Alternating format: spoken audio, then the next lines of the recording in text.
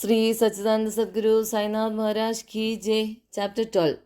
Now let us see in this chapter how devotees were received and treated by Baba. Saints' mission. We have seen before that the purpose or object of divine incarnation it is to protect the good and destroy the wicked. But the mission of the saints is quite different. To them, the good and the wicked are the same.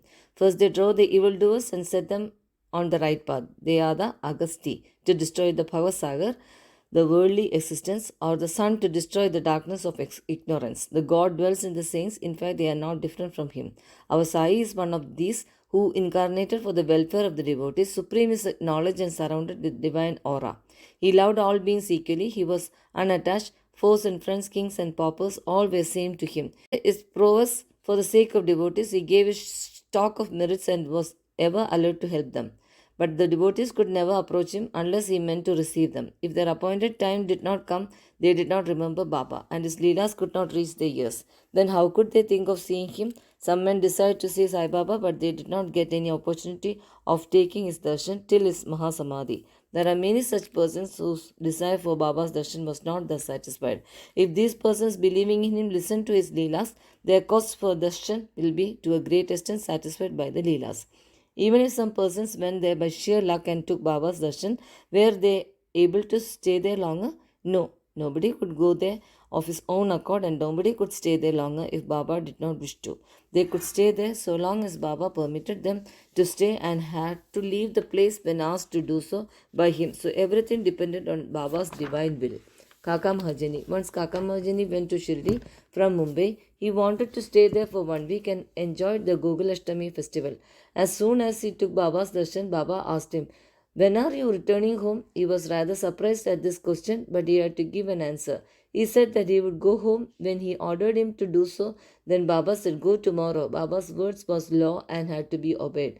Kaka Mahajani therefore left Shirdi immediately. When he went to his office in Mumbai, he found his employer anxiously waiting for him.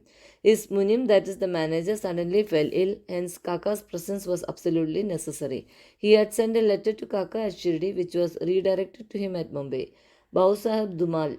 Now listen to another story. Once Bau Sahib Dumal was going to Nimad for a case. On the way he came to Shirdi, took Baba's darshan and wanted to proceed to Nimad immediately.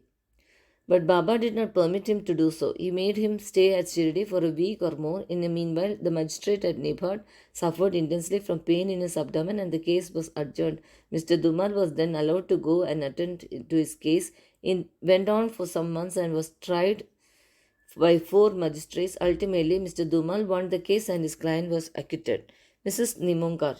Mrs. Nanasagar Nimongar, Badandar of Nimon, an honorary magistrate, was staying at Shirdi with his wife. Mr. and Mrs. Nimongar were spending most of their time in the masjid with Baba and serving him. It is so happened that their son fell ill at Belapur and the mother decided with Baba's consent to go to Belapur and see her son and other relatives and stay there for a few days. But Mr. Nanasaheb asked her to return the next day.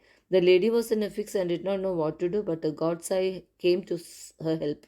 While leaving Shirdi, she went to Baba, who was standing in front of Sadevada with Mr. Nanasaheb and others, and prostrated at his feet and asked his permission to go.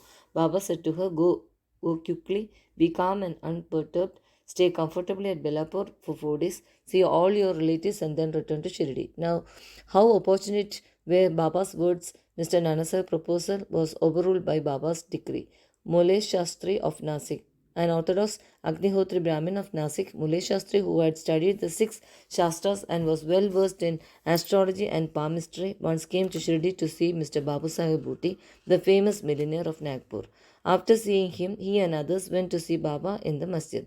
Baba bought various fruits and other things from vendors with his own money and distributed them to the people present in the masjid. Baba used to press the mango on all sides so skillfully that when Baba sucked it, he got all the pulp at once in his mouth and could throw away the seed. Plantains were peeled off by Baba and pulp was distributed to the devotees. While the skins were retained by Baba for himself, Mule Shastri, as a palmist, wanted to examine Baba's palm and asked him to extend his hand.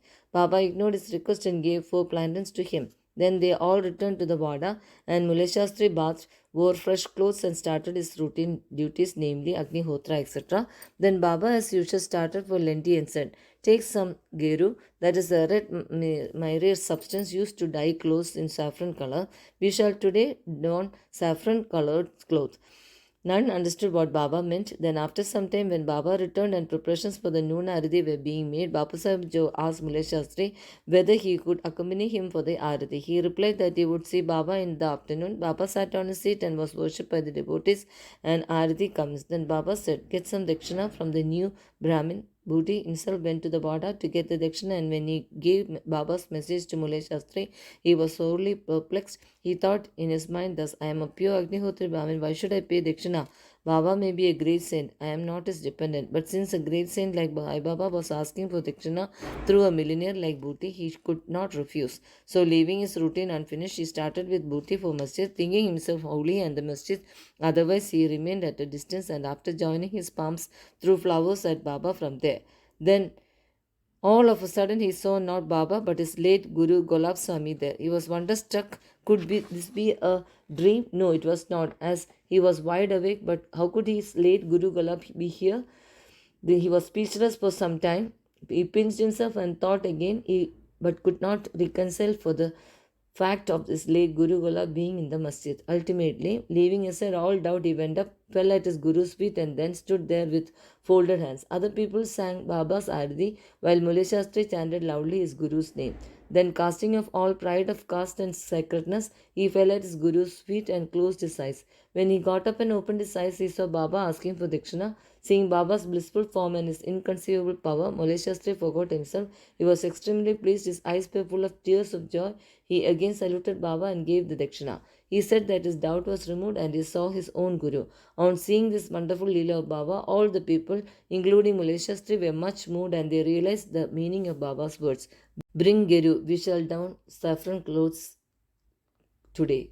Such is the wonderful Leelas of Baba. A doctor. Once a Mamlatar came to Shirdi with a doctor friend of his. The doctor said that his deity was Ram and that he would not bow before a Mohammedan, and so he was unwilling to go to Shirdi. The Mamlatar replied that nobody would press him to bow down, so he should come and give the pleasure of his company. Accordingly, they reached Shirdi and went to the masjid for Baba's darshan. All were wonderstruck to see the doctor going ahead and saluting Baba. They asked him how he forgot his resolve and bowed down to the Musalman. Then the doctor replied that he saw his beloved deity Ram on the seat, and he therefore prostrated himself before him. Then, as he was saying this, he again saw Sai Baba there. Being dismayed, he again said, "Is this a dream? How could he be a Mohammedan? He is a great Yoga Sambanna avatar." Next day, he made a vow and began to fast. He absented himself from the masjid, resolving not to go there until Baba blessed him. 3 days passed, and on the fourth day, a close friend of his from Kandesh turned up, and with him he went to the masjid for Baba's darshan. After the salutations, Baba asked him whether anybody had gone to call him. He had come. Hearing this vital question, the doctor was moved. The same night he was blessed by Baba, and he experienced bliss supreme in his sleep. Then he left for the town, where he remained in the same state for a fortnight. Thus his devotion for Sai Baba increased manifold. The moral of all the stories mentioned above, specifically that of Mulay Shastri, is that we should have firm faith in our Guru and in none else. More Leelas of Sai Baba will be described in the next chapter. Go to Sri Sai. Peace be to all. Sri Satchidananda Sadguru Sainath Maharaj Ki Jai.